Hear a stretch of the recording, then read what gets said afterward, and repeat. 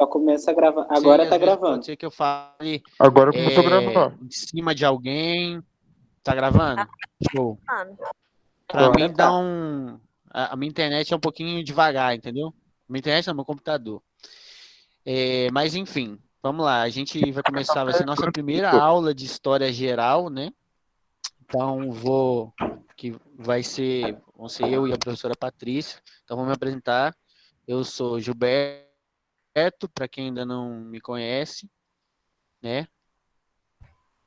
De primeira aula de história geral. Eu falei geografia? Falei não. Eu sou Gilberto e vou estar com vocês aqui em história geral, tá? A Patrícia. Eu sou Patrícia e vou estar também em História Geral com vocês. Nossa apresentação é extremamente sucinta, né? Bom, gente, a gente infelizmente não vai ter tanto tempo de história geral, tá? A gente não vai ter tanto tempo de história geral, porque existe a divisão do dia de humanas, né? Que é hoje, quinta-feira. Que eu particularmente acho um dia muito bom, porque quarta-feira coincide com futebol. Então, assim, a gente divide com o pessoal, então, e história do Brasil cai muito mais no Enem também, né? Além de ter muito mais coisas para discutir mais em detalhes e tudo mais. Então acaba que vai ter mais aula de história do Brasil do que história geral, tá? Justíssimo. Então a gente não vai ter tantas aulas quanto a gente gostaria, tá? Mas a gente vai tentar trabalhar com vocês de uma forma com que a gente consiga compensar esse fato de não ter tantas aulas, tá? Por exemplo, não hoje nessa primeira aula, que a gente vai fazer uma aula mais de introdução para discutir um pouco de história com vocês, mas a gente vai, para as próximas aulas, a gente vai estar enviando pelo menos um texto e um vídeo para vocês, tá? Um textinho com um link de vídeo lá, pelo menos um, pedindo para que vocês, pelo menos esse texto e esse vídeo, que não vai ser longo, vocês leiam esse texto curto e assistam esse vídeo, como uma introdução da aula, para a gente conseguir desenvolver mais na aula, a gente tem mais tempo para desenvolver mais a discussão. E aí, para quem tiver mais interesse, mais tempo também, né? Porque a gente sabe como é que é complicado, às vezes a pessoa tem interesse, mas não tem tempo, a gente vai disponibilizar outras coisas, outros links de outros vídeos, outros textos e tudo mais, tá? Mas o básico, a gente vai tentar mandar um texto e um vídeo. A gente vai tentar, não, a gente vai mandar um texto e um vídeo. Show? Professora Patrícia, quer colocar mais alguma coisa? Inclusive, sobre a aula de hoje também, a gente já tem um texto pronto que, infelizmente, não foi enviado antes, mas a gente vai enviar assim que terminar. Estão me ouvindo duplicado? Tá bom. Da Professora Patrícia. Não, tá certinho, professora. Tá claro o áudio, tá bom. Ah, tá. Ótimo, então. Gente, pelo amor de Deus, se tiver com problema no áudio, vocês avisam, tá? Pelo amor de Deus, porque ficar falando meia hora. Você também tá bom, professor. Cara. Ah, que bom, que bom, que bom. E assim, ó, a gente vai. Se alguém quiser falar alguma coisa, pode ligar o microfone e falar. Tá bom, pessoal? Às vezes pode ser que eu não pare de falar na hora que você estiver falando, porque às vezes chega atrasado para mim. Mas você pode ir falando que uma hora eu vou ver que você tá e eu vou parar e deixar você falar, tá?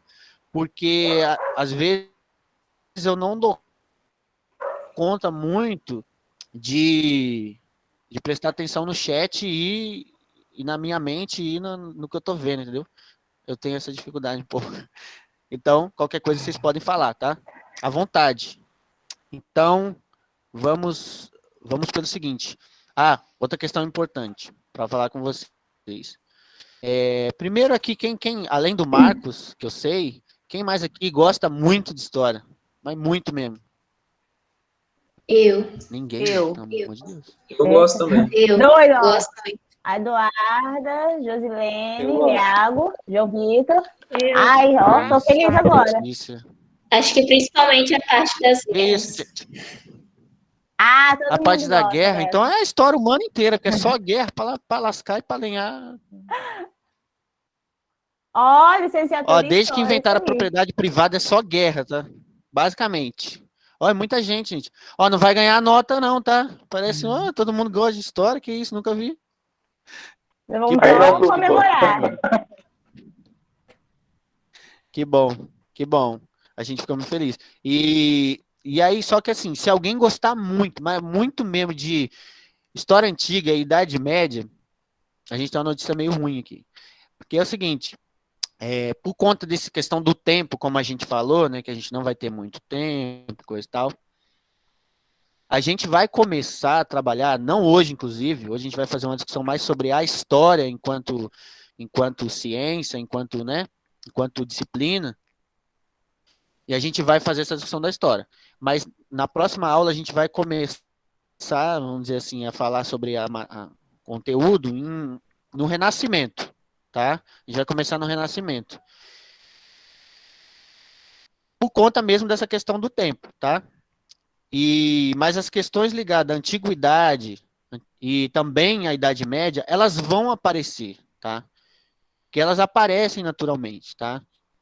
Por exemplo, no Renascimento vai ter uma negação da Idade Média, então, de certa forma, a gente vai discutir um pouco de Idade Média nesse processo, vai ter uma tentativa de recuperar uma antiguidade clássica, então a gente vai discutir um pouco sobre essas questões, tá? Mas a gente não vai ter tempo, infelizmente, de discutir detalhadamente, entendeu?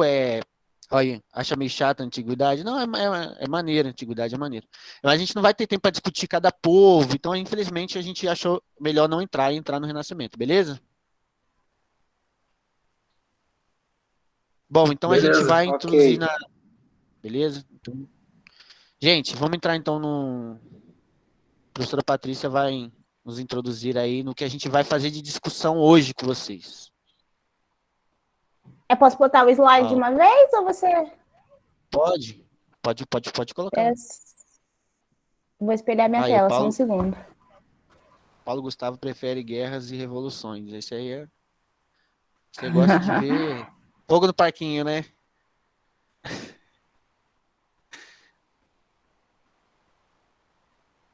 Mas isso a gente vai discutir um pouco isso também. A gente vai falar desse processo hoje também. Eu tô vendo aqui, Patrícia. Tá certinho então para todo mundo? Deixa eu passar e voltar. Sim, tá certinho. Ótimo, então. Então, né, a história, ela é inerente ao ser humano, né? Todo mundo tem a sua história, todo povo tem a sua história, e desde sempre ela é contada e passada. Ai, obrigada pelo slide fofo.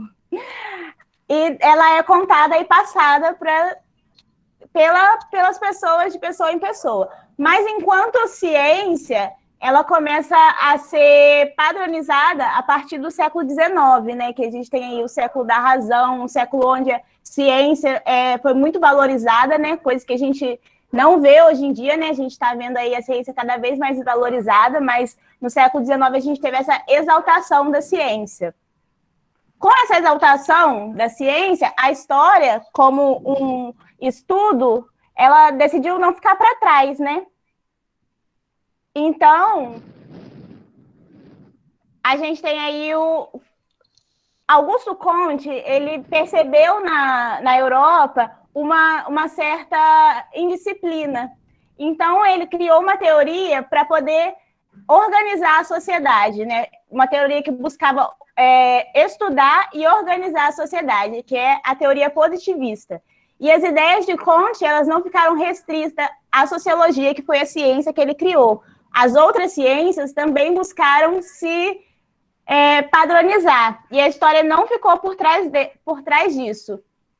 Dentro dessa teoria positivista, quem pensou sobre a história foi também o filósofo francês, que foi Comte de Saint-Simon.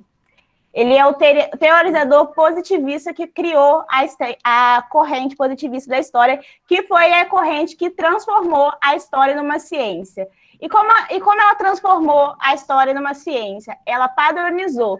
A história passou a não ser mais apenas a história oral. E ela também tinha algumas regras para acontecer, né? E quais eram as principais características dessas? Acho que deu uma travada aí no slide. Tá aí, ó. Então, a história passou a ser considerada uma história-nação. O que isso significa?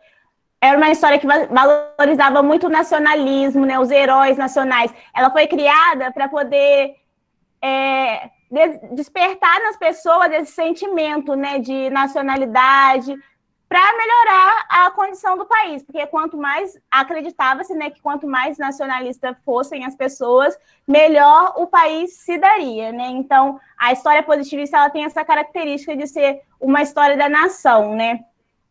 E ela considerava também que os documentos eram apenas os documentos oficiais, eram fonte da história. Para a história ser considerada uma ciência, vou ter que voltar um pouquinho, que eu esqueci de falar nisso. Ela teve 3 pontos principais, né? Ela precisava de um objeto de estudo, ela precisava de um método científico para ser feito, e esse método, o objeto de estudo era o passado, o método científico, né, utilizado pelos historiadores, era o método da narração. O historiador ele tinha que ficar de fora da história, ele apenas narrava os fatos, e com base em documentos oficiais, né, em leis, em atos, tudo que era oficial do governo era considerado fonte, e apenas o que era oficial do governo, né?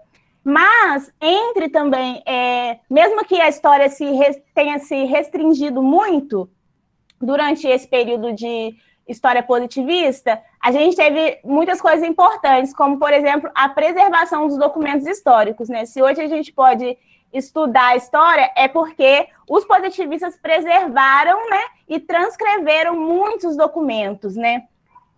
Era uma história também que buscava a preservação dos heróis, dos chamados heróis nacionais, né? Uma história, como a gente ouve, contada pelos vencedores, uma história muito focada na Europa, e uma história que seguia uma linha linear, né? Foi aí que a gente teve a divisão entre a pré-história e a história.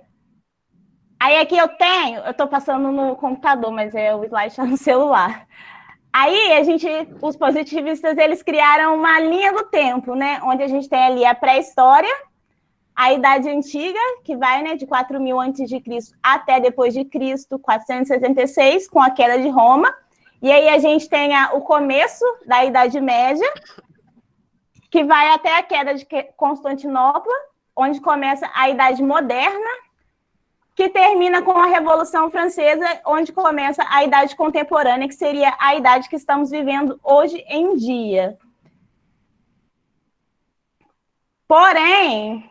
passei de novo no celular, no computador.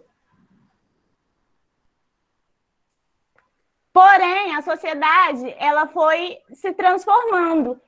E os homens foram se transformando, e as ciências foram se transformando, o modo de fazer ciência e o modo de fazer história também. Essa história restrita, contada pelos vencedores, que exaltava os chamados heróis nacionais, que só considerava os fatos oficiais, que não considerava a história da vida das pessoas, ela foi entrando em decadência, né?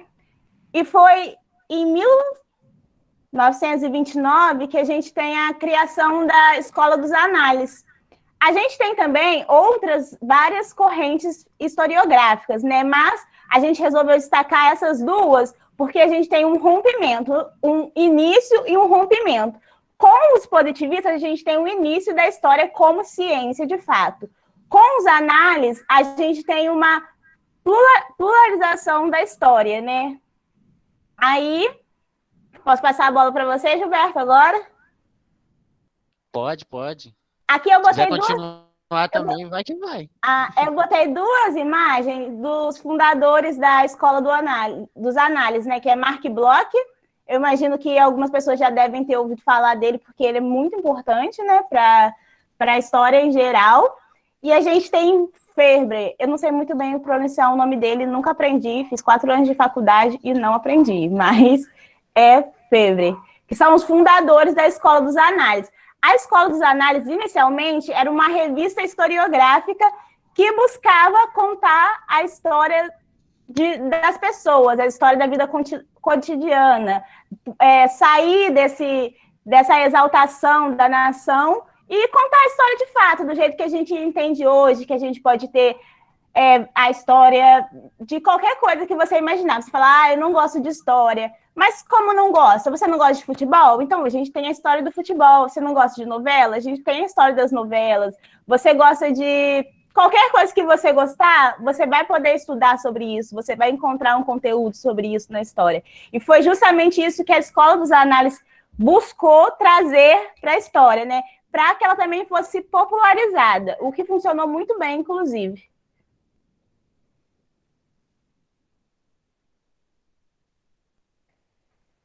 A Escola dos Análises, ela também é conhecida como a nova história, né? E entre aí as principais características, para mim tá bem pequenininho, gente, e a minha visão ela já não é mais a mesma. Depois dos 25 já era. Ah, tá pequeno também. Pra mim também tá. Será que eu consigo aumentar? Eu acho que eu não consigo, principalmente Eu acho que porque... não. Aí a gente tem aí a democratização... Professora, tem como a gente dar zoom na tela, fica mais fácil. Tem, que bom, tem como então. a gente dar zoom, no slide. Tá. E eu vou disponibilizar também o slide e o texto para vocês mais tarde. Aí vocês vão entender melhor.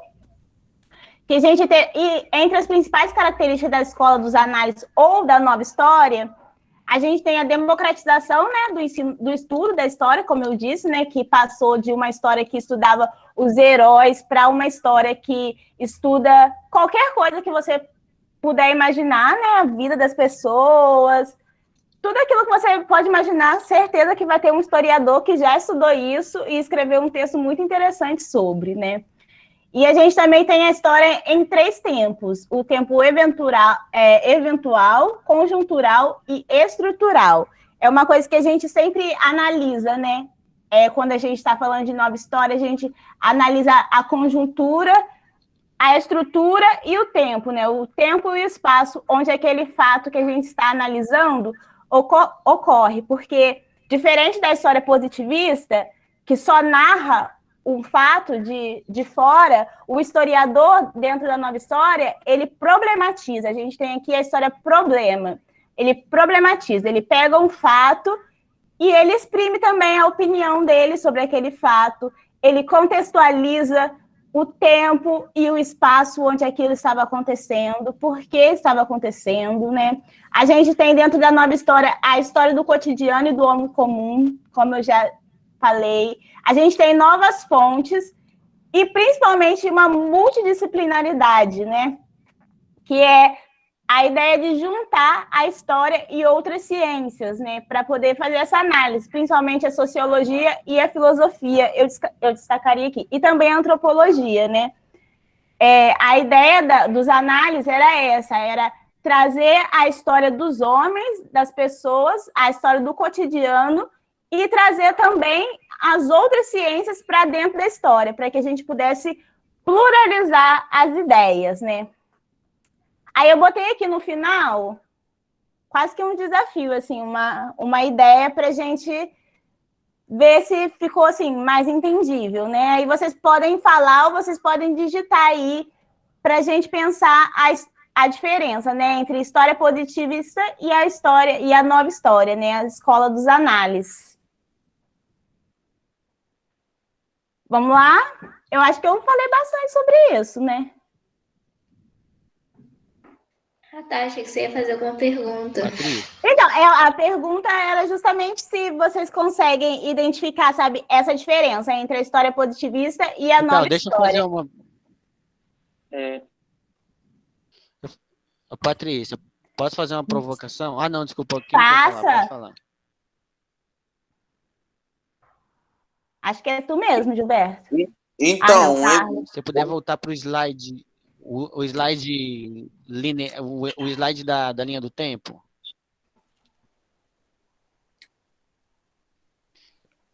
Eu queria, assim, o que vocês conseguem, o que vocês acham que essa linha do tempo, que é a linha do tempo tradicional, que a gente usa até hoje, mesmo com ressalvas ou críticas, ela é base. O que vocês conseguem observar de fazer uma crítica ou coisas em comum que tem nessa... Por exemplo, os marcos divisórios. O que vocês podem me falar, analisar dessa linha do tempo? Nessa linha do tempo, está demonstrando a cada queda, a partir da invenção da escrita, cada queda que ocorreu teve uma troca de idades. Idade média, idade moderna e idade contemporânea. A nova história começou na idade contemporânea? Sim. Mas o que que você acha? Sim, sim. Essa Mas linha assim, é o que que vocês acham que essa... muito baseado nos acontecimentos Isabela que da falou, Europa. eurocentrista? Isso, Exato, isso. exato, exato, exato. O que a Patrícia colocou aqui é dizendo que, assim, a história, a história, ela é uma ciência, né, que estuda o quê? A ação, né, dos homens, das mulheres, da humanidade, no tempo e no espaço, né? No tempo e no espaço. Mas ela também é fruto do seu próprio tempo, né? Como ela falou do positivismo, essa linha do tempo aqui, como ela colocou e escreveu aí, é segundo, né? Foi criada no período do século XIX.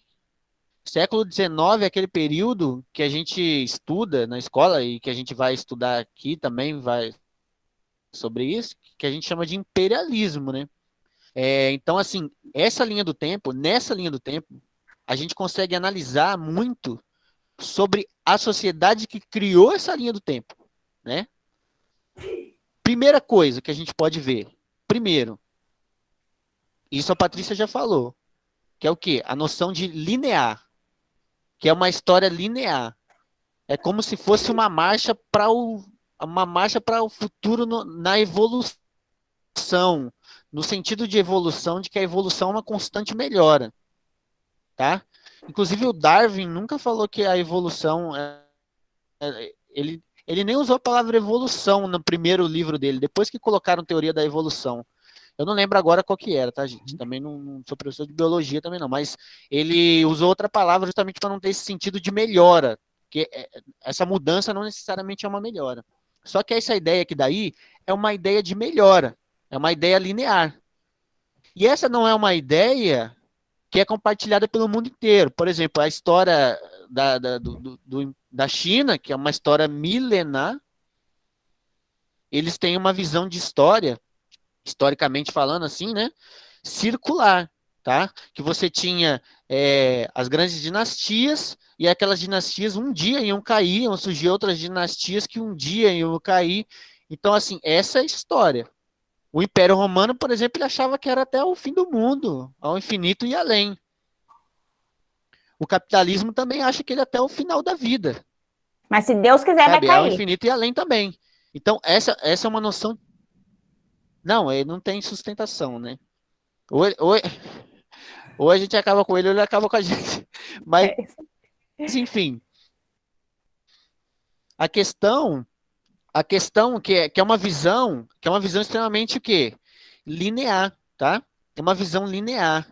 Aí você fala assim, pô, professor, mas eu não tenho nada que ver com isso. Eu não tenho nada que ver com isso. Eu não gosto de história, eu não quero isso aí não influencia nada na minha vida. Nada. Você já viu como que as pessoas, em geral, tá? Eu tô falando em geral, tá, gente? Em geral, não sei sociologia de todos os países do mundo, mas em geral, como as pessoas mais velhas são tratadas no Extremo Oriente, China, Coreia, Japão e outro Eu lugar, acho que deve ser em com vários mais lugares respeito da do que África aqui. subsaariana, Sabe, né? exatamente, na África subsaariana também, na África Eduarda falou subsaariana alguma também, coisa. que é uma valorização. Eu falei que com certeza eles são mais valorizados do que aqui no Brasil. Ah, com certeza mesmo. Não, exatamente, exatamente.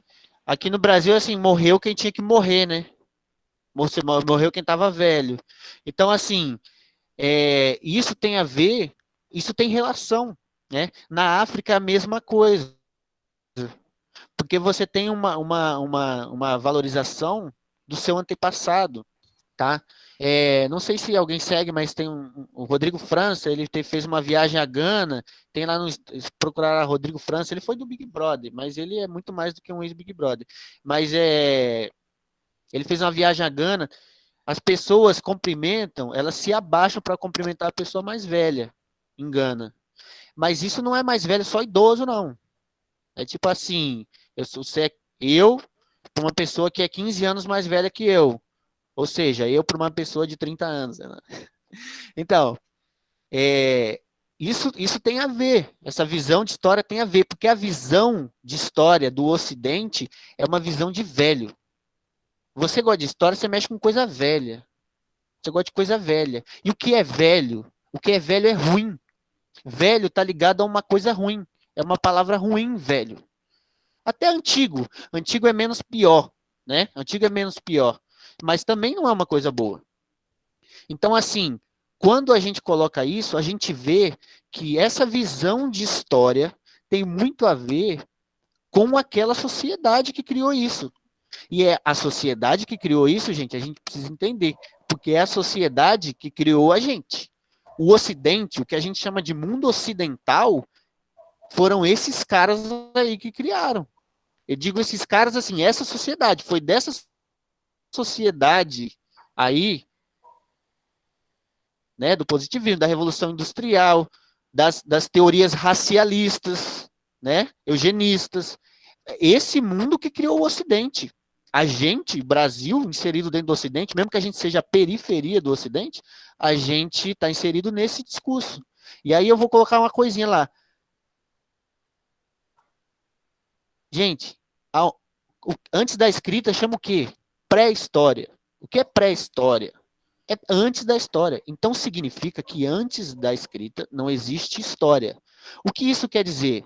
Que os povos que não têm escrita, como as centenas de povos que existiam aqui, quando os europeus chegaram aqui no Brasil, os portugueses, centenas de povos, milhões de habitantes, eles não tinham história, porque eles não tinham escrita. É isso que diz, entendeu? Quando a gente fala que é pré-história, o que antes da escrita. Então, é isso daí, a gente vai estudar, é o período do imperialismo, vai chegar nisso aí.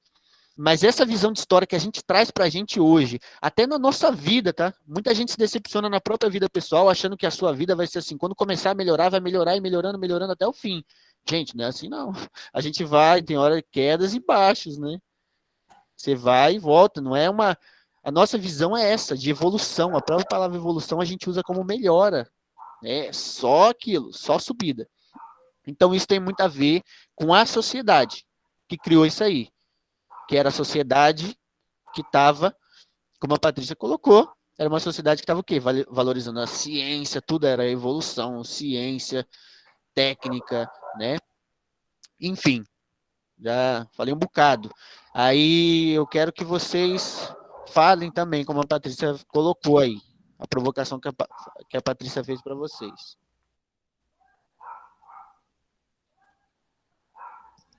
Não dá para eu editar aqui. De repente, se fechar agora, será que fica mais rápido? O meu tá dando uma travada, não sei se... Fechar o slide? Isso é só meu computador, velho. Calma aí que eu vou...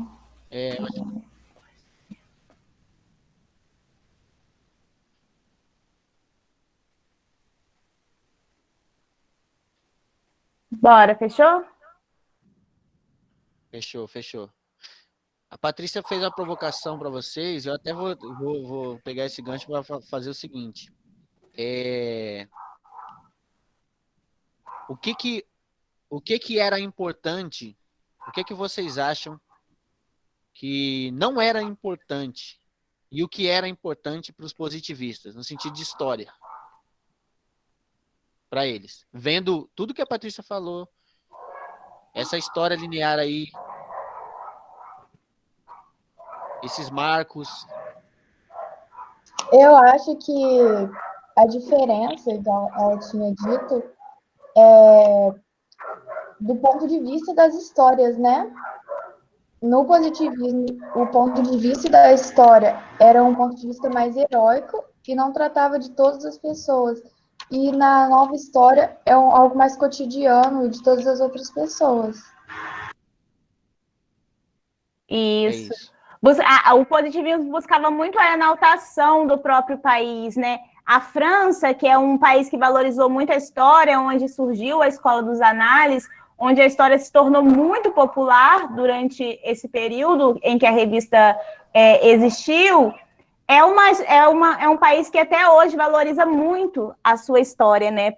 Por conta disso, E também por conta do movimento que os análises criaram ali, né, de popularização da história, mas porque também se valorizava muito a sua própria história, as conquistas, né, tudo que eles viveram, a Revolução, as conquistas de Napoleão, tudo isso era muito valorizado, muito estudado, e ainda hoje, eu estava lendo algum tempo atrás uma entrevista com um historiador francês no jornal o Globo, e ele estava falando, né, sobre como ainda hoje, nas escolas, desde muito cedo, se valoriza a história nacional. Uma coisa que a gente não tem muito no Brasil, né, infelizmente, mas a gente luta aí para que a gente possa valorizar a nossa história cada vez mais. É claro que não com esse pensamento de nacionalismo, porque a gente vai ver aí também, né, eu espero que dê tempo, como o nacionalismo foi responsável por muitas guerras e muitas mortes, né?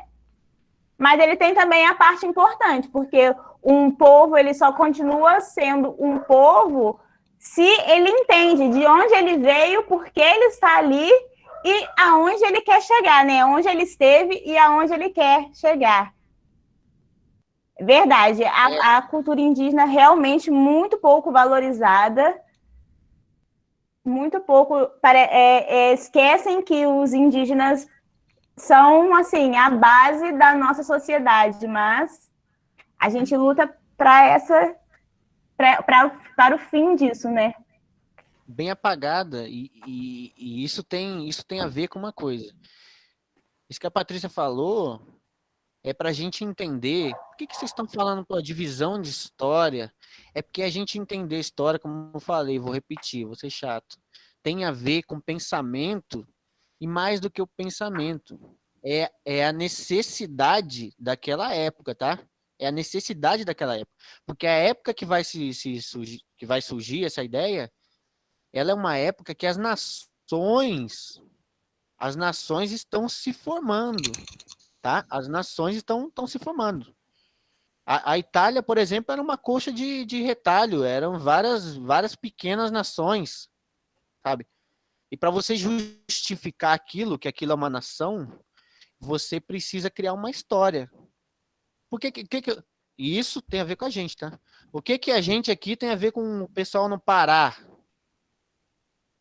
Vamos pensar.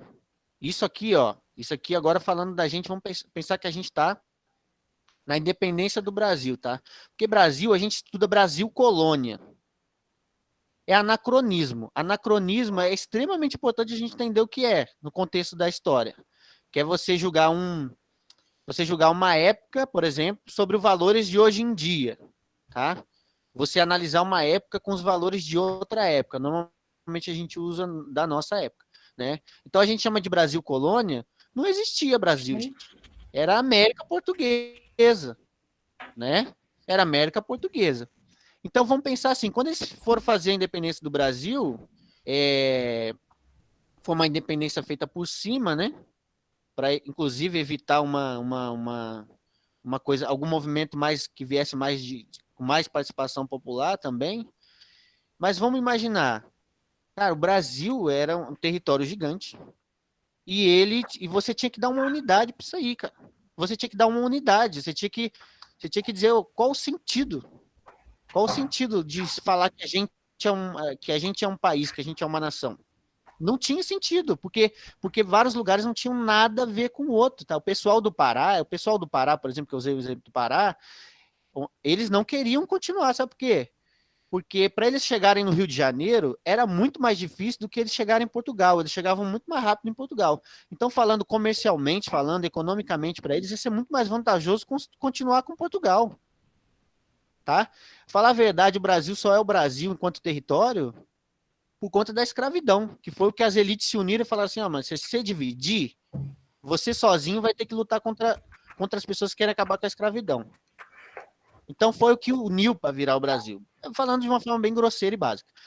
Aí vamos falar depois, quando a gente tem a proclamação da República. Os heróis do Brasil, naquele momento, eles eram heróis portugueses. Então, fala para mim, você está criando uma nação, tá? Você está criando, né? Aí a sua nação está independente, a sua nação está independente, e você vai ter os heróis.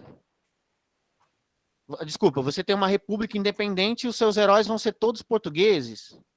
né? A imagem do Tiradentes, por exemplo, ela vai ser criada nesse contexto, enquanto herói nacional, né? Porque aí é um brasileiro, né? Que lutou pela independência do Brasil, uma mentira, né? Ele lutou pela independência de Minas Gerais, no máximo. Por quê? Ele não gostava do Brasil? Não, gente, porque não existia Brasil. Não existia. A província dele, Minas Gerais, ele até podia querer independência, mas não existia a noção e a ideia do Brasil. Tá? Então, essa história que a Patrícia falou, ela foi construída justamente para que essa mentira, tá? Que era o Brasil, virasse uma realidade na cabeça das pessoas, criar um sentimento de unidade, um sentimento de somos uma nação só, tá? Hoje em dia isso tá, gente? Não estou falando que não é, não, mas no processo de criação, tá? E isso é a mesma coisa para as nações europeias, tá? Isso vale para as nações europeias também, porque isso foi, inclusive, conflito da Primeira e da Segunda Guerra Mundial, no norte da França, era extremamente ligado à Alemanha, era muito mais próximo dos povos germânicos, né?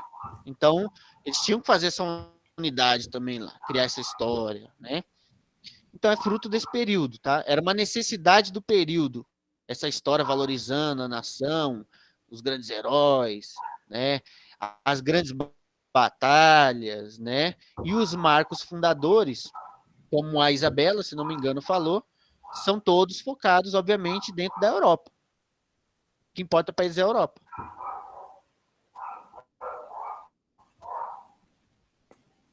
Sim, inclusive, né, assim, falando sobre a história construída sob uma perspectiva de construção de algum pensamento, seja qual for ele, a gente tem aqui no Brasil, por exemplo, né, o exemplo da ditadura militar, que muita gente comemora o dia 1º de abril ou 31 de março, né, a madrugada do 31 de março, as pessoas comemoram isso, né, como um período de revolução, porque isso também é construído ainda na cabeça de muita gente. Já, por exemplo, na Argentina, durante esse período do golpe, né, eu não sei quando foi que aconteceu o golpe militar na Argentina, né, o período, mas existe esse movimento de estudo e de conscientização sobre como não foi uma revolução, como não foi uma fase melhor para o país, de como foi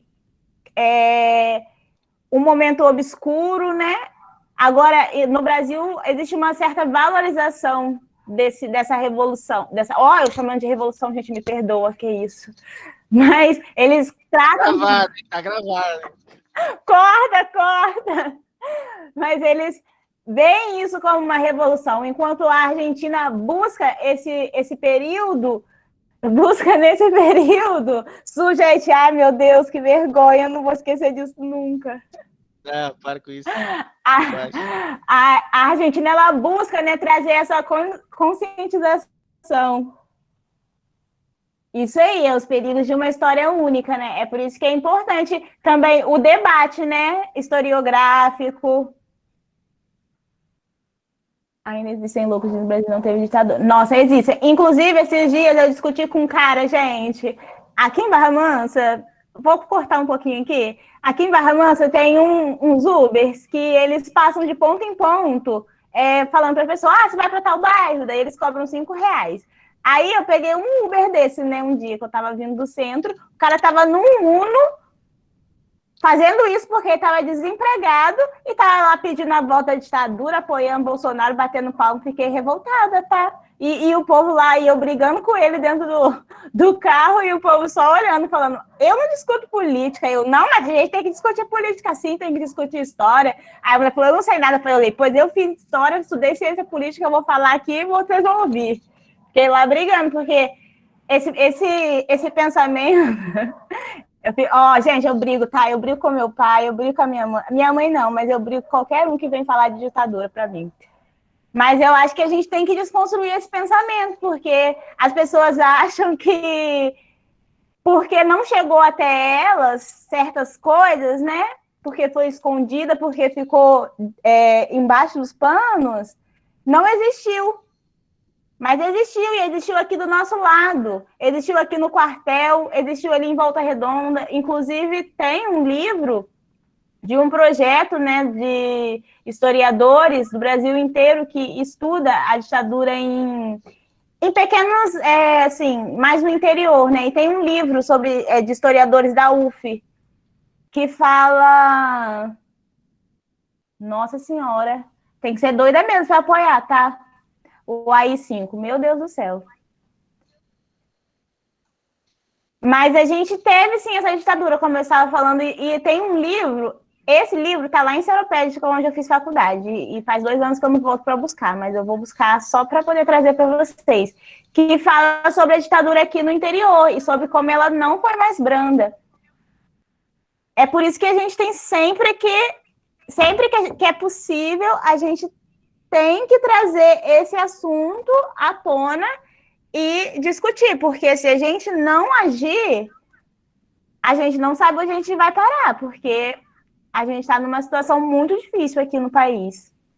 E cada vez mais as humanas estão sendo cortadas. Em São Paulo... Nossa, era isso que eu ia falar agora, Patrícia. Por que estão querendo tirar filosofia, sociologia? Quer tirar o direito de você pensar, de você entender o que você pode indicar ou não. Por isso que a educação não interessa. Isso, investir na educação. E desmoralizar em São Paulo, a gente esses professores que ensinam essas disciplinas específicas, entendeu? E se a gente fala de ditadura em sala de aula, às vezes, muitos pais, eles vêm em cima da gente, falando, não existe ditadura, não sei o quê, você não pode falar isso para o meu filho. Então, eu não posso ensinar a realidade para o seu filho, não posso ensinar que muita gente morreu, que muita gente foi torturado. E eles exaltam isso, às vezes, porque não viveu, né? Porque estava aqui no interior, porque estava em silêncio.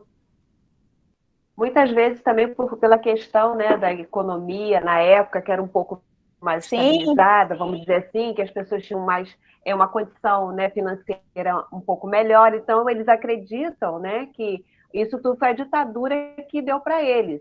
Mas, na verdade, não foi bem assim que a coisa funcionou. Porque a gente sofreu golpe em cima de golpe, tanto para virar democracia quanto para ditadura, né? Nunca foi escolha mesmo nossa ali, né? Tudo teve uma artimanha política por trás. Ó, Eduarda tá falando aqui que chamou ela de comunista. Pois eu digo, sou comunista com orgulho, tá? E realmente existe essa valorização das disciplinas. Em São Paulo, inclusive, esse ano já foi implantado um novo ensino médio. E as aulas de história já diminuíram, as aulas de sociologia, todas as aulas estão diminuindo. Então, assim, os espaços que a gente tem para discutir as humanas, como esse aqui que a gente está, ou uma roda de amigos, ou um banco de ônibus, ou um carro de Uber, eu acredito que a gente tem que falar sim. Porque se a gente não falar, se a gente não abrir os olhos das pessoas, a gente vai acabar voltando para um período... A gente já está num período difícil, mas a gente pode ainda estar num período pior. Eu acompanho muito o Twitter, eu não sei se alguém aqui acompanha também, e eu já vi muitas pessoas que falam mal do presidente serem intimadas em pleno 2021 por falar mal do presidente, por chamá-lo de genocida, o que é a pura realidade. As pessoas estão sendo intimadas por falar. A ditadura está, assim, batendo na nossa porta e a gente está, sem ter o que fazer ou sem querer fazer alguma coisa. Gilberto saiu? Não, eu tô aqui. Ah, sua câmera tá fechada. Tá fechada? Oxe. Tá, tô vendo só um Eu tô vendo ele. Tá aberto? Oh, meu Deus, ó o preconceito comigo. Tô aqui. Inclusive, falar que o... Agora eu te vejo no meu celular, mas no meu computador não. Aí, ó. Deixa eu fechar essa câmera do Inclusive, celular aqui. Deixa eu fechar. Inclusive, falar que... Olha, tem alguém que... Ah, não, eu ia falar. Mais alguém abriu a câmera, não era a Patrícia. A outra Patrícia. Você tá em dois lugares, né? Quase onipresente. Então, o presidente, o seu presidente, ele recentemente, ele usou, sério, gente, isso, a Lei de Segurança Nacional, né? Não foi nem esse caso do genocídio, não, tá? Ele usou a Lei de Segurança Nacional, né? para aquela. Faz pouco tempo isso. Foi uma lista de jornalistas, de pessoas que são influentes, assim, né, nas redes sociais, esse nome agora, e outras personalidades e tal, e que estavam sendo investigadas, né? E essa é uma lei da ditadura. Inclusive, agora o STF ele está atrás de saber, né? Questionar por que foi usada essa lei da ditadura militar. Só que a lei da ditadura militar, isso questiona muita coisa pra gente. A Patrícia, ela falou pra gente que hoje a história, diferente do positivismo valorizava o quê? Gente, vamos só saber, a independência do Brasil, tá? Olha, eu cheguei a pegar, eu não sei quem mais aí também chegou a pegar isso na escola. A gente, na história na escola, era muito só saber data, tá? Quem tiver 25 anos e falar que viu Estudar o assim na escola, não foi bem brasão, assim, não. no SPB, né? Nas aulas do SPB, E era os assim, hinos eu nacionais. sou novo, eu tenho 22 anos, mas assim, eu vi isso, que era assim, mas é sério, quem já passou dos 30, era, você tinha que gravar o dia, a hora, o nome, sabe, a roupa que estava usando, a cor da calça, e esse trem tudo, era isso é história, isso é história. Tanto é que assim, eu sou bom em história porque eu sou bom de memória. Não, isso aí acabou, tá? Acabou. Graças a Deus acabou. Acabou assim. Pode ter um professor ou outro que vai fazer isso, mas a orientação de história hoje não é essa, tá? Não é essa. Porque a história ela é muito viva. A história, ela é uma... Não que outras disciplinas também não estejam sendo feitas, mas a história continua sendo construída. Até porque, como a Patrícia colocou, hoje em dia se aceita outras fontes. Antigamente, por exemplo, gente, tenho dificuldade de ler um pouco, mas eu consegui ler um pouquinho ali. O Carlos Fui Massa pensando. perguntou aqui o que é I5, mas ele já foi respondido por alunos aqui, muito solícitos. Tá. Eu estava procurando aqui a pergunta dele, inclusive. Mas Gente, ele... ajuda o tio aí, porque, ó, eu não consigo acompanhar direito o chat, não, tá? Qualquer coisa vocês falam aí, se eu deixei de passar alguma coisa. Aí, assim, vamos lá, eu já me perdi aqui. Então, por exemplo, hoje em dia a história está sendo feita. A história está sendo feita. Hoje em dia se aceitam outras fontes. Por exemplo, as fontes só eram aceitas fontes escritas antigamente.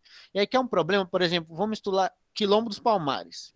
Quilombo dos Palmares, se você só estudar a partir de fontes escritas, que são importantes, você só vai estudar os documentos oficiais. Quem fazia os documentos oficiais?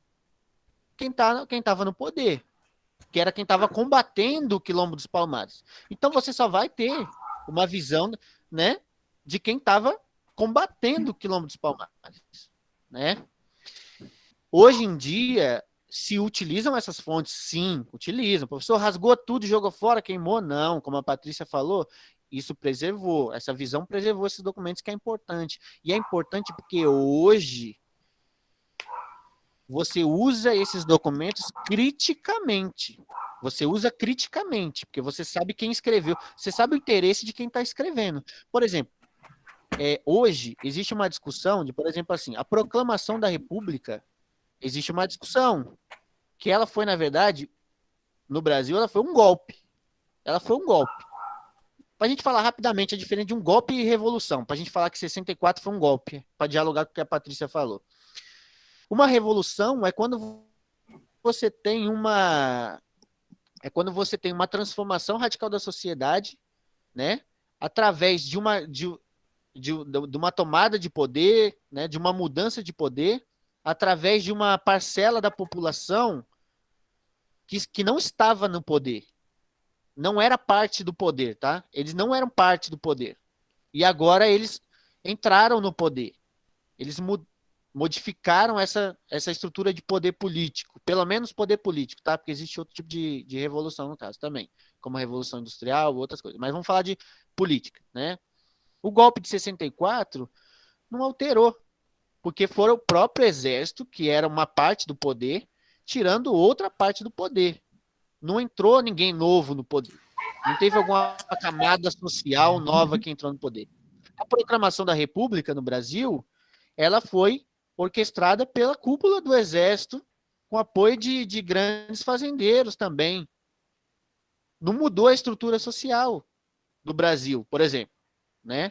A escravidão, por exemplo, já tinha acabado, mas a estrutura de desigualdade racial e social, ela continuou extremamente profunda no Brasil, né? A população pobre continuou sendo perseguida, marginalizada, a população negra nas grandes cidades também. Então, assim, essa não mudou. Então, a proclamação da República não é que ela não tenha tido importância. Essa é a diferença, gente. Um golpe também pode ter importância. Mas é só a diferença entre golpe e revolução. Revolução Russa, você alterou o poder. A Revolução Francesa, você alterou o poder também. Tá bom? Então, essa é uma coisa para a gente conversar importante. Professor, E também para a gente discutir uma outra questão. Oi, pois não, João. então, falando sobre golpe, ele não dá poder aos que não tinham, né? Ele só acrescenta mais poder aos que já estão em cargos importantes, é isso? Resumindo?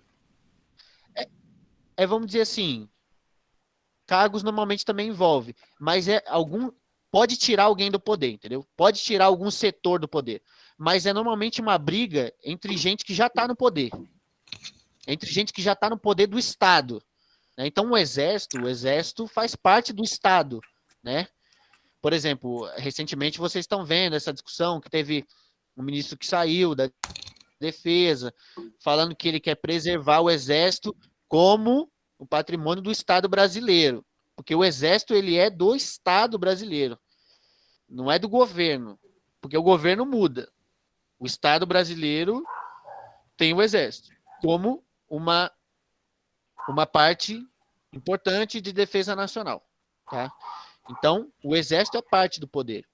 O judiciário é parte do poder, né?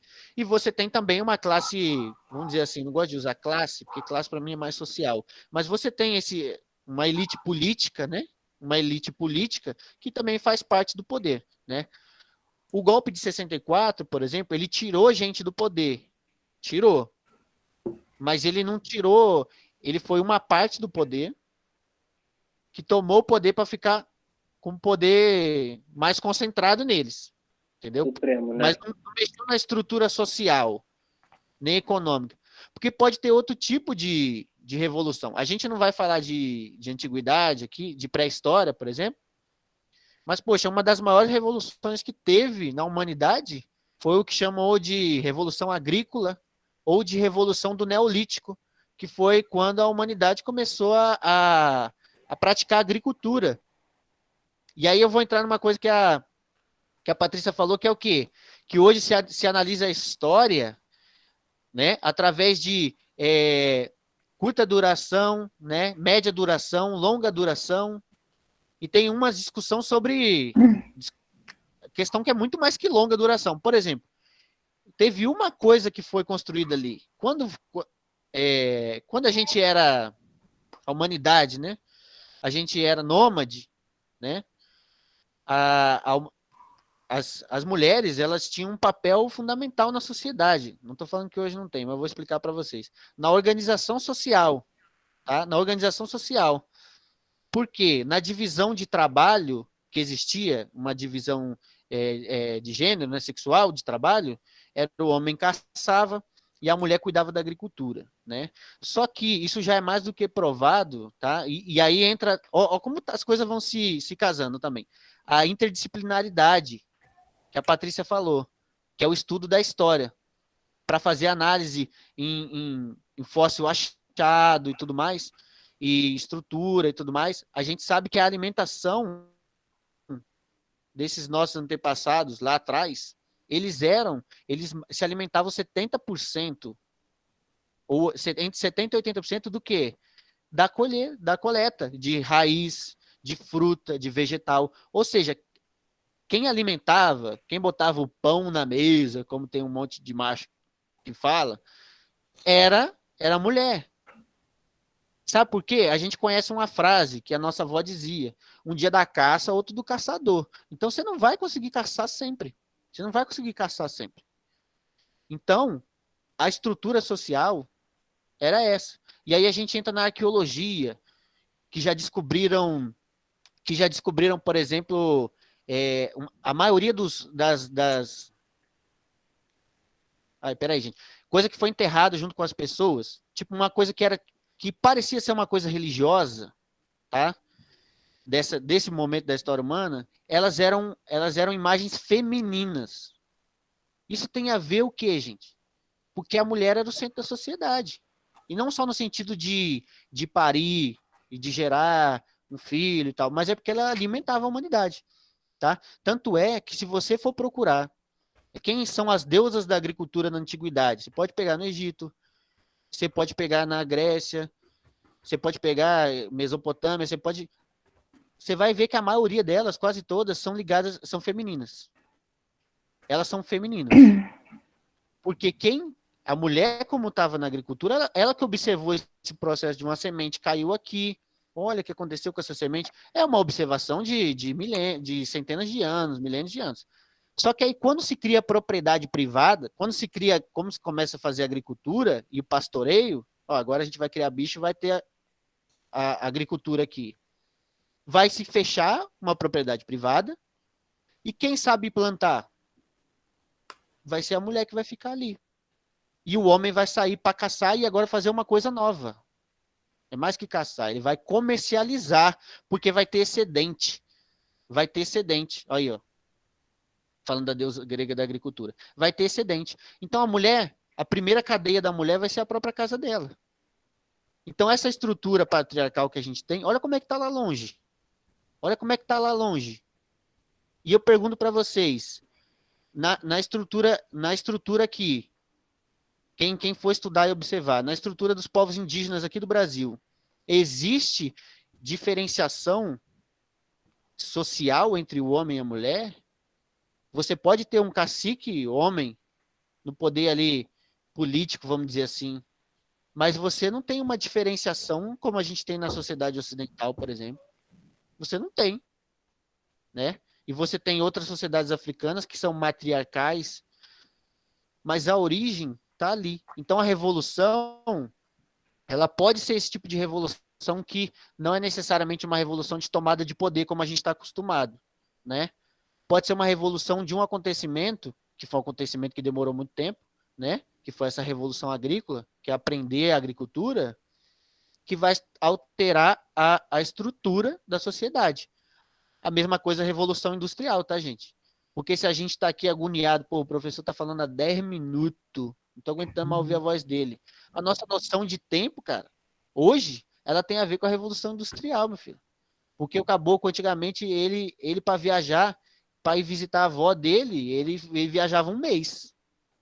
E hoje a gente não aguenta esperar, fica olhando o negócio no Zap, manda mensagem para a pessoa, fica olhando no Zap para ver se tá verdinho, fica agoniado se passar 20 segundos, a pessoa não responde para a gente. Então a nossa noção de tempo também tem a ver com a sociedade que a gente vive. É isso, já falei demais. Já. A gente tá... Vamos encerrar, falta 1 minuto aqui no meu computador. Não é 9h20? Acho que é 9h40, hein?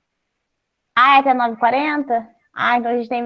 Eu queria fazer uma observação que você estava falando sobre a agricultura, né? Como as mulheres traziam, e eu queria fazer uma observação que, inclusive, foram as mulheres africanas que vieram nos navios negreiros que trouxeram muitas sementes para o Brasil, trançadas, né, nos cabelos. E a fonte que eu tenho é o Navio Negreiro. É um livro muito triste de se ler, mas que eu recomendo muito que vocês leiam. Foram elas que trouxeram, inclusive, o arroz, né, que a gente tem aí, e que a gente acha que veio, né, da Ásia, e realmente ele é muito plantado lá na Ásia, né, mas na África também existia esse plantio do arroz, um tipo de arroz diferente, e as mulheres trouxeram muitas sementes, né, de vários alimentos trançados nos cabelos, né.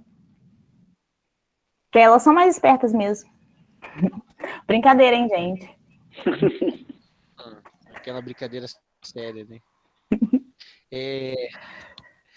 Mas, gente, eu acho que é isso. A gente vê como as discussões elas estão linkadas, né? Porque a gente falou, aí a Patrícia falou desse negócio, a gente citou coisas agora que ela citou, por exemplo, a questão da escravidão. A questão da escravidão a gente pode falar, quem comprou o livro na Vinegreira agora? Foi o Marcos? É muito rápido esse trem, podia esperar um pouquinho pra gente ler, né? Então, aí você já leu, Marcos? Depois você divide com a O gente aí, Marcos porque disse que acabou de comprar o livro. Ah, acabou de comprar, então não deve ter lido, né? Quando você ler, você divide com a gente aí. Você e a Patrícia vão fazer uma apresentação pra gente, então, sobre o livro, então.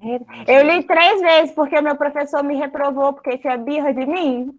Aí eu fiz a matéria 3 vezes. Aí eu li 3 vezes o Navio Negreiro. Olha, 3 vezes. Eu só li um livro 3 vezes também, mas porque é por causa disso também, professor. É questão de faculdade, é embaçado. Mas valeu Mas, a pena, porque era uma não, o matéria meu muito também boa. valeu. O meu também valeu, mas foi só esse também. Depois eu ganhei Jacobinos Só- Negros, o meu, Professor, sobre a só um Revolução. esse comentário. também é muito bom. Para quem não tem condições de comprar o livro, se vocês pesquisarem, tem PDF, gente, por aí, pelo Google espalhado. Vocês encontram. Eu, Em alguns inclusive, sites tenho. piratas, assim. Eu, como Você pode achar. professor, e como tá gravando, eu não posso falar isso, sabe, João? Mas eu acho que a democracia, o acesso, o livre acesso, eu não tô falando que é para pegar, entendeu? Mas se você botar o nome do livro .pdf, pode aparecer, entendeu? Lá no Google, Talvez entendeu? apareça assim. É porque Tô querendo Talvez apareça insinuar nada. eu prefiro muito livro físico, Não, mas nem que todo mundo tem jamais, condição tá de comprar, gravado. né? Aí caso você coloque o nome do livro lá, Exatamente. .pdf, apareça, viu, pessoal? O aluno tá dando a dica, então não vai Você- cair sobre os seus ombros a culpa. Aí, ó, foi o João Vitor, tá gravado, hein? Nossa, eu também tenho uma dificuldade para ler PDF, mas também condições zero de ficar comprando vários livros. É É meu difícil. dilema, Laís. É meu A dilema. gente tem É um meu dilema. site que se chama Estante Virtual, que é um sebo de livros, que eles têm livros lá de excelente qualidade, a preços assim, bem acessíveis. Eu estou falando que eu comprei muitos livros para minha filha, que ela lê muito e tudo, e eu também gosto muito de ler, e lá tem vários o mesmo livro com vários preços, entendeu? Aí eles colocam a condição do livro, como tá e tal, então tem livros bem baratos lá, e o livro chega assim, tem muitos livros novos, que a pessoa leu, mas foi muito cuidadoso com o livro chega em boas condições, em preço bom, estante virtual. Olha que maneiro. Boa dica. Eu nunca comprei na estante virtual, não. Eu nunca comprei. Eu tenho um amigo também. Chega direitinho, Os muito livros bom. na Amazon também tem preços bem acessíveis. Alguns. Eu vou na Amazon mesmo, infelizmente, cara. O imperialismo tá lascando com a gente. R$19, ó, baratinho. Eu tenho um amigo que tem um Instagram que chama, acho que é Caixoteiro Viajante, e ele vende livros. Eu vou indicar o Instagram dele. Ele vende livro que ele procura nos sebos lá no Rio de Janeiro e revende, né? Como a gente não tem, quem tiver a condição de ir ao Rio de Janeiro, ali no centro tem uns sebos, depois, né, que a gente acabar esse período de pandemia, tem uns sebos muito bons, além do que o centro do Rio de Janeiro é um lugar maravilhoso para se estudar história. Ali na Rua das ver, né? Andradas, então, ali tem bastante sebo de livros. Aquele pedaço perto da alfândega do Rio Antigo ali. E é muito legal mesmo. Sim, é muito incrível lá, assim. Quando acabar esse trem aí, a gente... Não tô nem contando tempo mais, né? Porque não dá mais, infelizmente. Ainda mais com esse governo que a gente tem. Mas a Patrícia falou uma coisa agora que, pô, deu uma ideia boa. A gente pode até fazer com o pessoal do MEP, a gente pode até, de repente, fazer um tour lá, histórico lá. Tem o pessoal que faz, a gente pode Tem um marcar. professor na minha faculdade que faz isso sempre. E também eu organizei alguns eventos na faculdade, então a gente fez também umas visitas, assim. Se um dia, né, acabar essa pandemia, a outra, né, muito pessimista, se um dia acabar, eu tenho muitos lugares, assim, que a gente poderia ir, que eu acho muito interessante. Temos aqui em Paraty um quilombo, temos reservas indígenas, aí tem um pessoal de Brasil, né, que entende mais, mas a gente podia fazer, sim. Vale a experiência, vale o conhecimento, vale a beleza dos locais. Eu acho que... A gente tem CSN, gente. Não é bonito, não, mas é também. Ué. Mas é história. É história, ó. Deixa a minha casa cheia de pó Professor. aqui, mas é história. Pó preto, mas é história. Falando de algo totalmente aleatório, na verdade, fugindo desse assunto, chegou uma notificação do G1 aqui agora no meu celular, falando que o STF acabou de determinar a abertura imediata da CPI de Covid para investigar os crimes do presidente na pandemia. Vocês acham que isso vai para frente? Pode ter algum resultado? Ó, tá difícil de falar qualquer coisa do Brasil, tá? Tá muito Sim. difícil. Tá muito... Assim, é um grande Eu- passo, né? Mas se vai para frente. Eu acho que Mas é uma- depende de quanto de dinheiro o Bolsonaro vai ter para comprar lá o Centrão e mais quem ele puder comprar.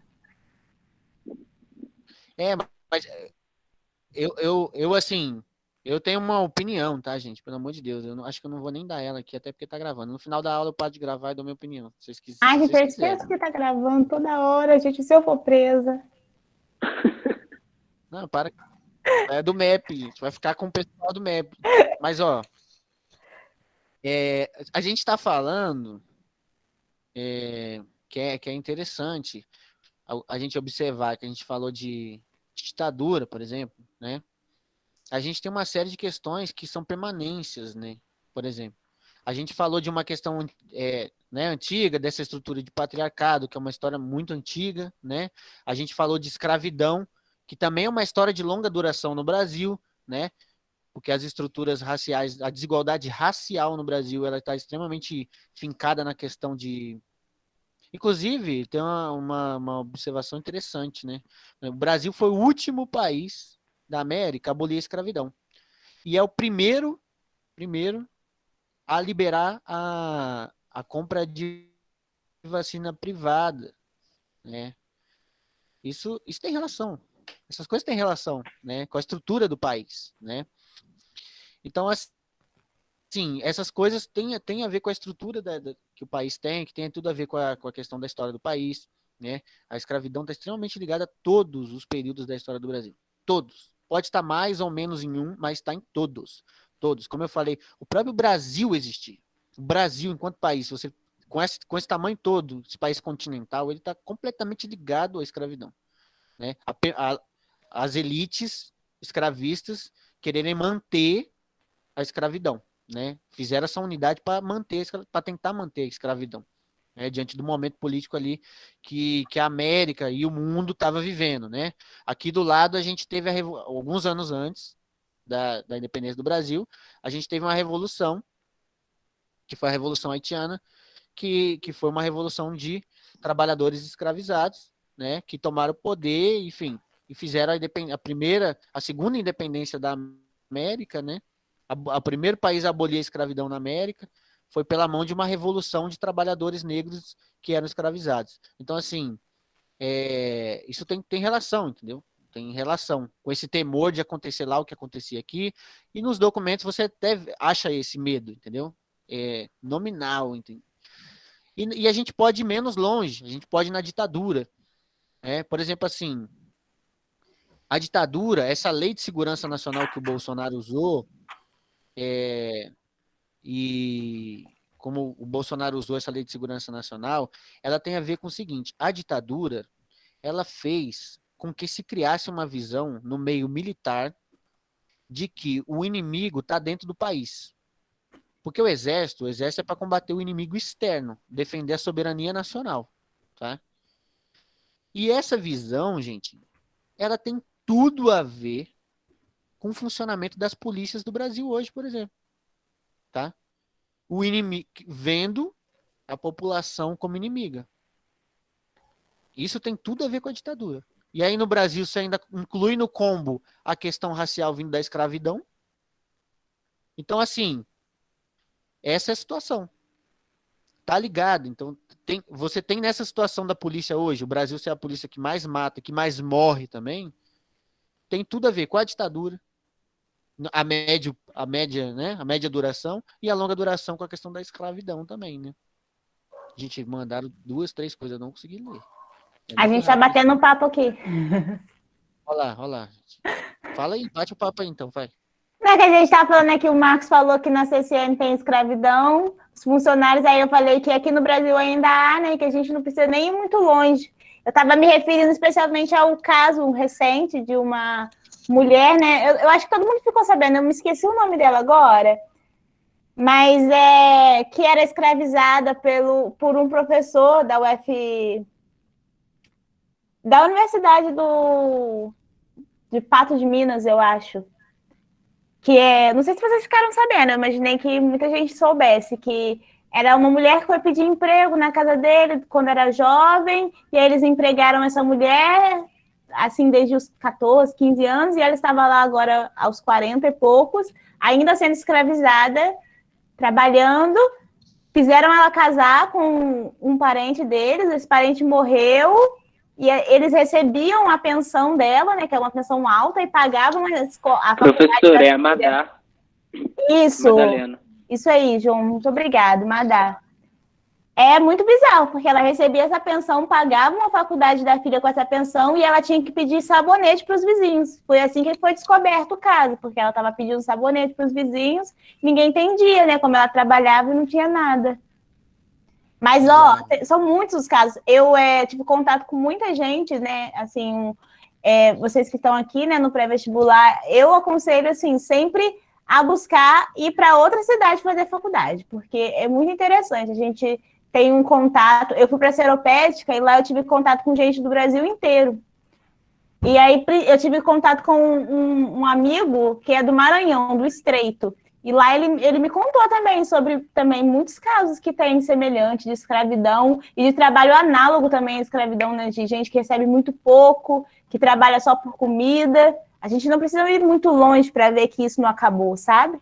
Só que a gente às vezes fica cego, principalmente a gente aqui no Sudeste, a gente se restringe muito à nossa realidade e esquece que o Brasil é grande e tem muita coisa acontecendo. Exatamente. Mas esse foi só um paralelo Por aqui. aí. Não, é isso aí. Assim, eu só acho que a gente, lógico, né? Tomar cuidado só para não falar assim, por exemplo, assim, quase uma escravidão, né? Porque a gente tem no Brasil situações de trabalho que negam os direitos trabalhistas e tudo mais, mas a gente também tem que tomar cuidado para também não chamar tudo de escravidão. Não estou falando do cara que você falou, não, Patrícia. Mas, por exemplo, assim, da condição da CSN, lógico, a gente fala às vezes, né? Pô, a escravidão já acabou, o próprio funcionário, o trabalhador fala isso muitas vezes.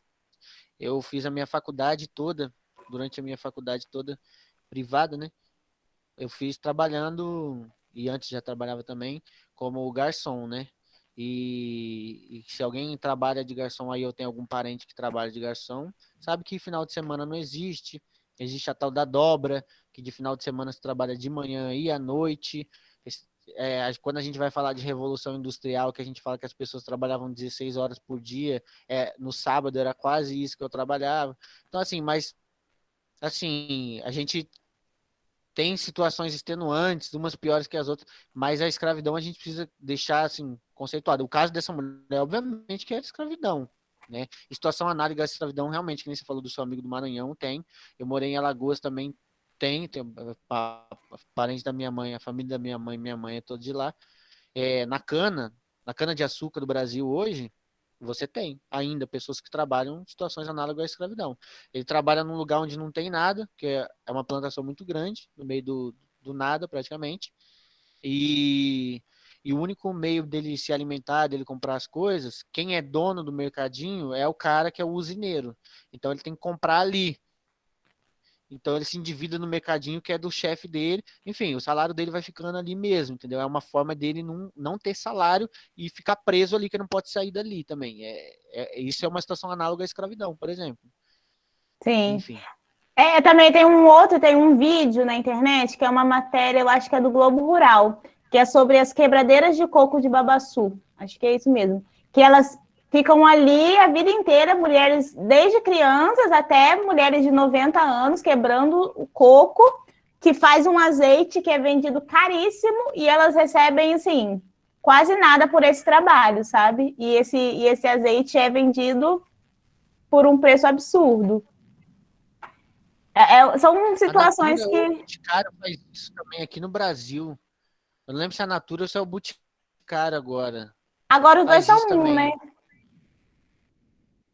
São só, olha Um isso. comprou o A outro. Perdigão e a Sadia, na minha época era a maior concorrência quando eu era criança. Hoje em dia é do mesmo grupo, né? É. Essa é a, essa é a livre concorrência que eles dizem, né? Enfim, eu acho que, né?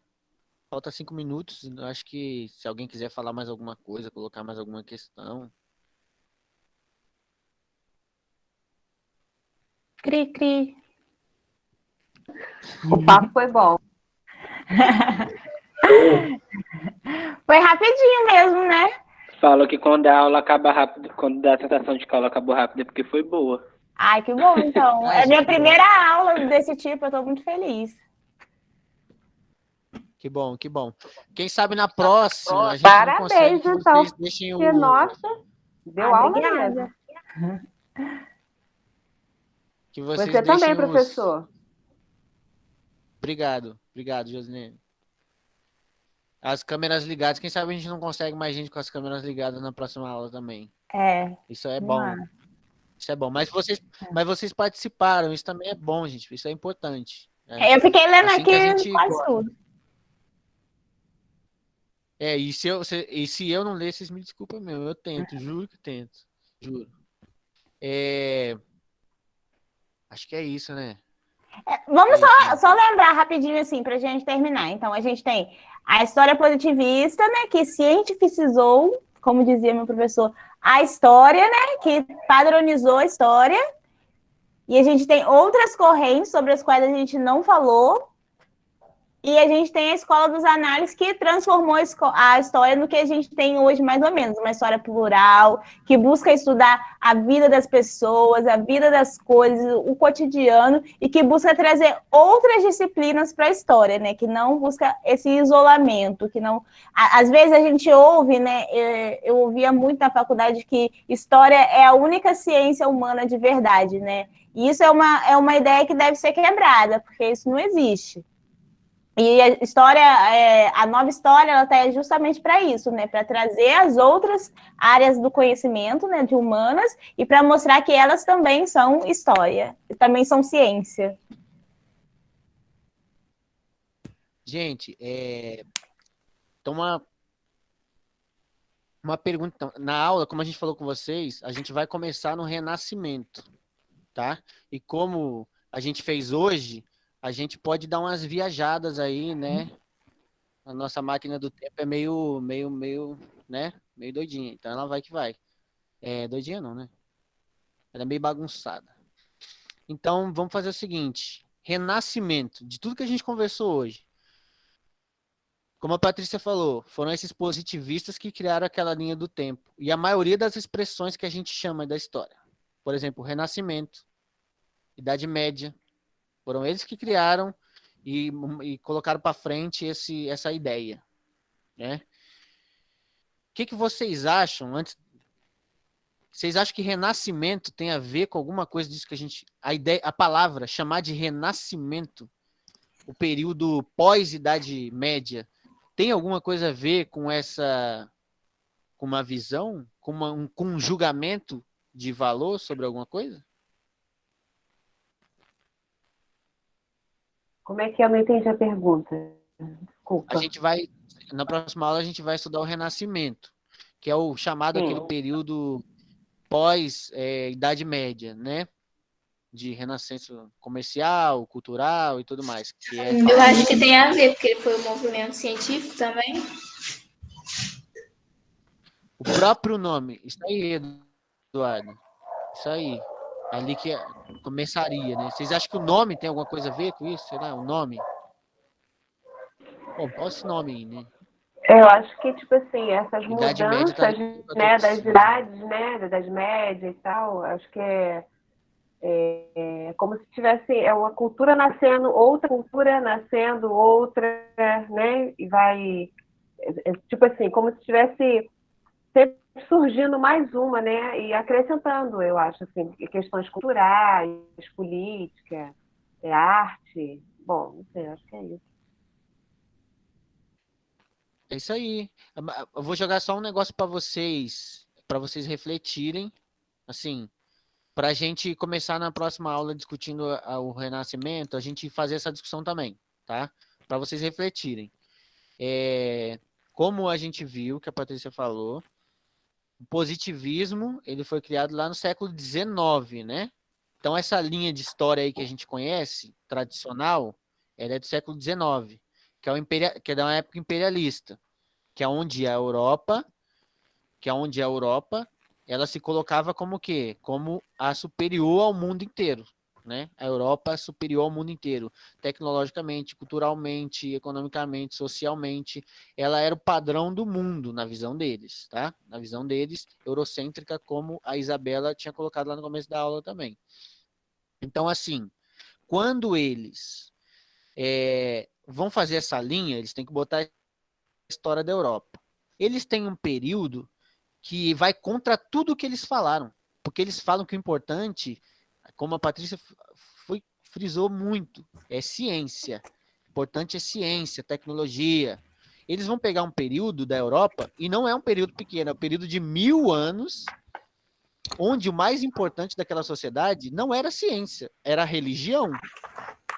Então, como que eles vão falar que a Europa é a melhor, e ciência que é o bom, e por isso eles são os melhores, porque a ciência deles é mais importante, sendo que eles têm 1000 anos, onde o principal na sociedade deles era a religião. Eles vão botar o nome disso de Idade Média. Por que Idade Média? O que é média? É o que está no meio. É o que está no meio. Concordo com alguém que falou que o cabelo da Patrícia está lindo. Isso eu consegui ler. Só você viu hoje ele todo horroroso. Tá, não. Pelo amor de Deus. Então, assim, só para concluir aqui, porque eu quero que vocês reflitam disso para a gente discutir na próxima aula. A Idade Média é o que está no meio, certo? Então, esse período do Renascimento, ele vai querer resgatar aquilo que está antes da Idade Média. E os positivistas vão dizer, ó, esse período aqui, que a gente valorizou mais a religião do que a ciência, foi um breve deslize nosso. A Europa é braba, é nós que manda.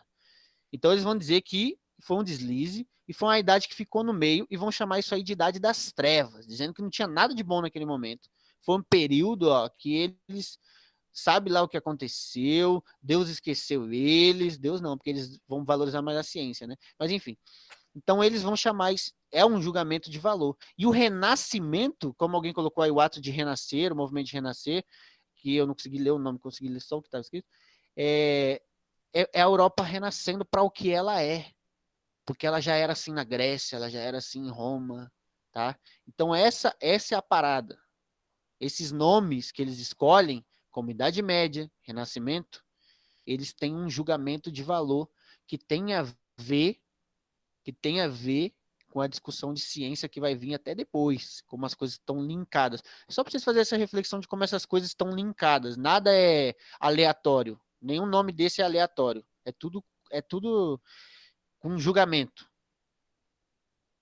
Só isso. Aí. Ultrapassamos aqui um pouquinho, 3 minutos, segundo o meu relógio. Renascimento, Marcos Henrique, segue o link do site. O Marcos é o brabo. Com questões do Enem, aí, ó. Aí, ó. A gente vai trazer questão do Enem pra gente, na próxima aula, a gente vai trazer questão do Enem também, tá? Pra gente debater na questão mesmo. A próxima aula que vai ser só no mês que vem, então dá bastante tempo aí pra vocês refletirem sobre tudo que a gente conversou, né?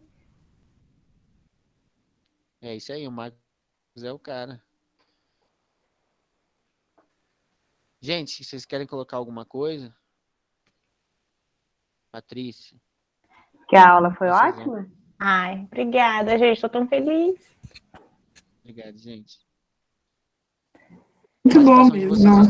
Ficaria até às 10 e pouco aqui. Obrigada pela aula. Que isso, obrigada a vocês, gente.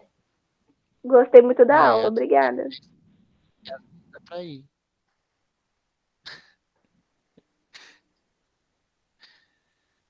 Ai, nossa, eu vou gente, chorar. A gente que agradece, né? Eu sou pisciana. A participação de vocês. Eu sou de Câncer. Meu Deus do céu! Eu vou ficar chorando até amanhã, no caso. Eu vou tirar até uma foto aqui, peraí, desses negócios aqui, que eu tô muito emocionada. Eu vou ler toda vez que eu estiver triste. Gente, vocês podiam abrir a câmera pra gente dar um tchauzinho, né? A gente vai se ver, a gente vai demorar nossa próxima aula, hein? Eu sou de Câncer, nunca pedi nada pra vocês. Ai. Só os vascaínos, só os vascaínos online, só os vascaínos online. Ih, rapaz. Ah, eu sou muito vascaína. Se tem uma coisa que eu sou, é vascaína, tá? Eu sou vascaína só para implicar com meu marido, que é flamenguista doente. Ai, eu brigo com meu pai aqui. Eu tenho uma. A minha próxima hora eu vou vir com a minha blusa do Vasco Comunistas. Esse daqui eu só tirei pra festejar a vitória de ontem. Menina, eu dormi, você acredita? Meu pai veio só ver o jogo comigo e eu, 9 horas, estava já como? No 10º sono. Mas eu acordei feliz. Eu não gosto de futebol. Não gosta? Porque tu é botafoguense? Tomar minha água aqui. Tomar minha água aqui. Eles levaram o nosso melhor jogador, deixa ele. Ai, meu filho. Levamos mesmo. Gente, tirou a foto aí. Eu tirei. Vocês tiraram foto, deram print aí. Deu um print da tela. Não tem mais Paint no computador pra gente... Eu vou interromper a gravação, porque aí já fica mais leve, né?